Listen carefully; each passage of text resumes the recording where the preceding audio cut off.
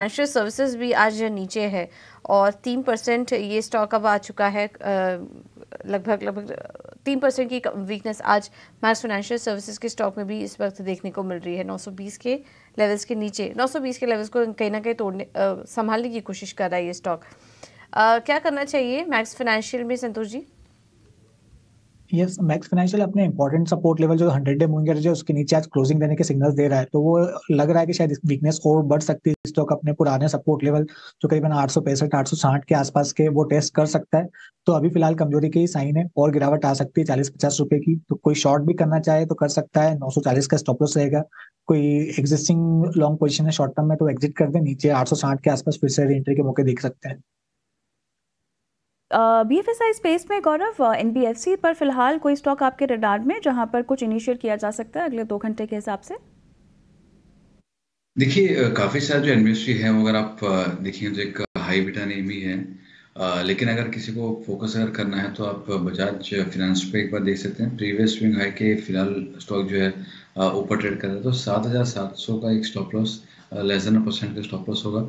ये अगर सस्टेन अगर लेवल होते हैं तो, और अगर मार्केट में थोड़ी भी अगर उछाल आती है तो यहाँ पे आपको एक 7850 7900 के लेवल्स आपको देखने मिल सकते हैं।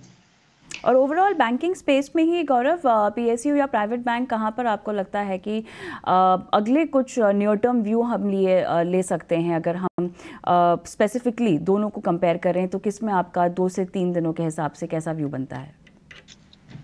देखिए, पीएसयू बैंक थोड़े ज़्यादा सेफ रहेंगे। सेफ मैं इसलिए कह रहा हूँ कि देखिए, आज अगर हम चर्चा कर रहे हैं कि सपोर्ट्स के बाजू में, कल अगर सपोर्ट्स टूटते हैं और ट्रेंड रिवर्सल आता है तो एक अलग बात है, काफ़ी जगहों पे करेक्शन आएगा। बट अगर यहाँ से बाउंस बैक अगर आने की संभावना है, चूंकि अभी तक सपोर्ट्स के ऊपर है, 21,500 के ऊपर है, तो अगर वो हम चर्चा करते हैं तो वैसे स्टॉक्स जो आउट परफॉर्म कर रहे हैं उनमें निवेश करना या उनमें ट्रेड करना वो एक समझदारी का काम होगा। तो यहाँ पे अगर आप देखेंगे overall between private and public, तो पब्लिक स्पेस में काफ़ी अच्छा आउट परफॉर्मेंस देखने मिला है कंपेयर टू प्राइवेट।